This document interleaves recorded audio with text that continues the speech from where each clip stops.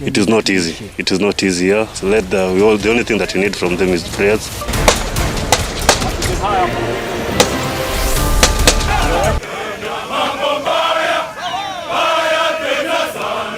The National Police Service has three major divisions which include the Kenya Police Service under the command of a Deputy Inspector General, the Administration Police AP under the command of the Second Deputy Inspector General, and the DCI under the command of Director General.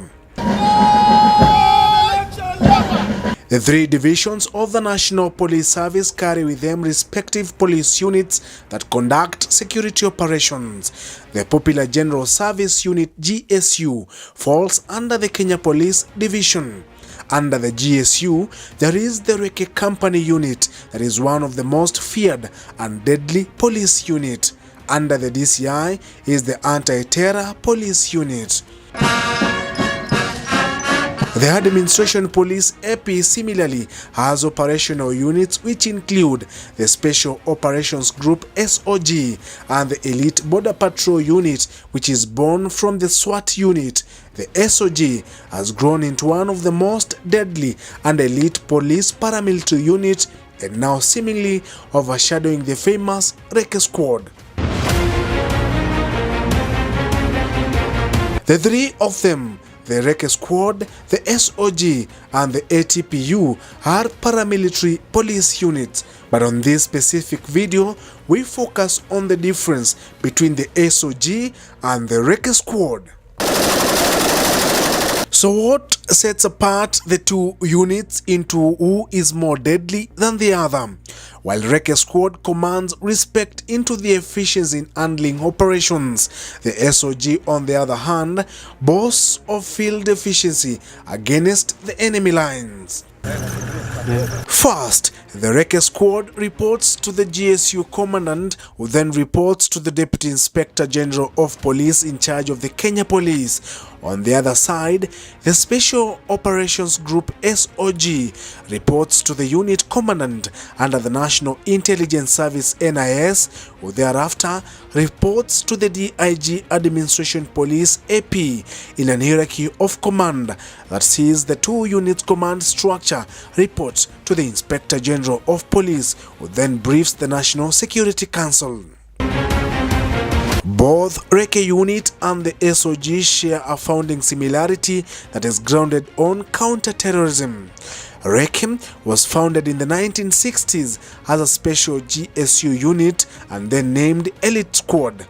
After 1998 US bombing in Nairobi, the Elite Squad evolved into Reke, but would later evolve into the now specialized Reke Company years later in 2008 with the aim of counter-terrorism, hostage rescue, and VIP protection. The SOG on its part was founded in 2016 as part of counter-terror operations and rapid response reforms. The SOG draws the best of the best officers from the Administration Police, and most of them drawn from the filters of the Border Patrol Unit and the Specialized Weapon and Tactics Unit SWAT. Let's take a look at both the Reke Squad unit and the SOG deployment roles. The GSU Reke Squad has been trained and equipped to perform hostage rescue, counter-terrorism, as witnessed in both Dusit D2 Hotel and the Garissa University terror attack, high-risk VIP protection in which the Reke Squad protects the Kenyan president. In its formation, Reke Squad are trained in urban tactical response, and they are an urban problem solver with its primary deployment targeting security threats in urban areas such as Nairobi. On the other part, the AP SOG is a trained unit on counter-insurgency, which means their work is not to handle active terror attacks but to destroy terror cells. They are trained on anti-banditry operations, border and rural area security, and reinforcing normal security in high-risk zones.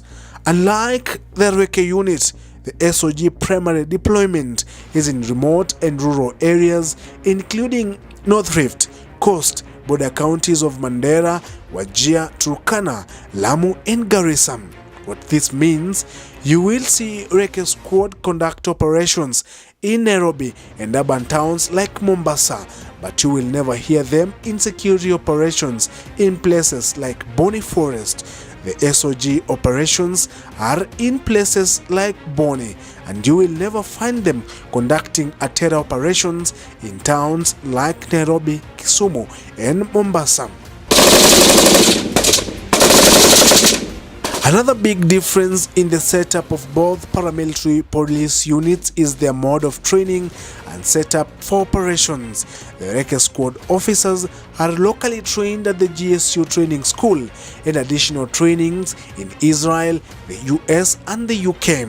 The SOG on its part undertakes primary training at the AP College and later the National Police Service Academy in Magadi before further trainings in Israel. The Reke Squad, in their training, they have specialized in urban tactical combat, counter-terrorism operations, explosive handling, and hostage rescue.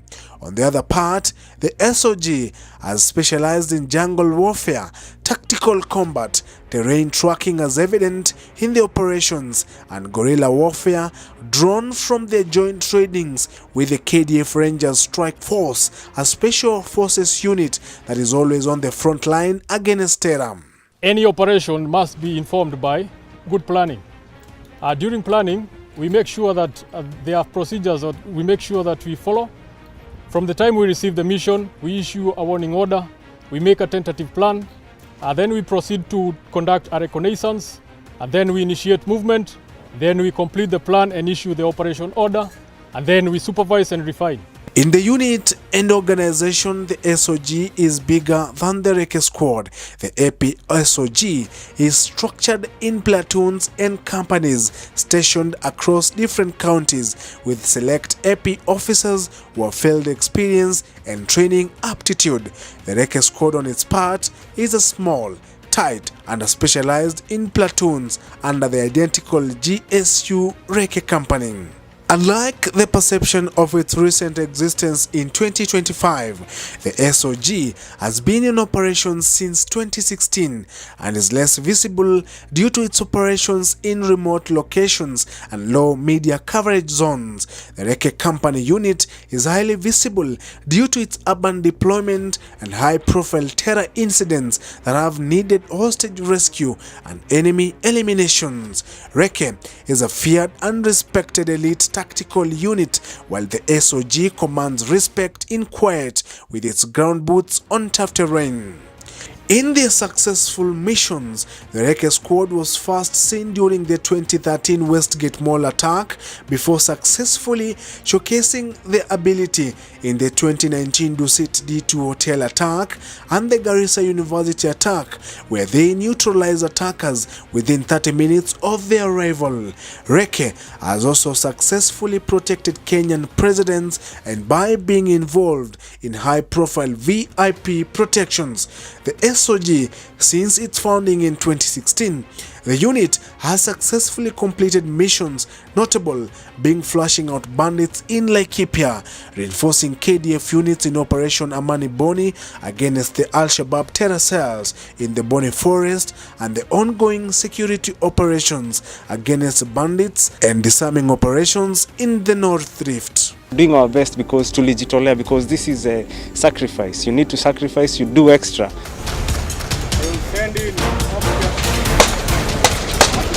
As debate continues between SOG and the Reke unit, which one is the most deadly, one thing for sure is Kenya is well prepared, having both security units operational. What do you think? Drop your answer on the comments below. This is The Brief Channel.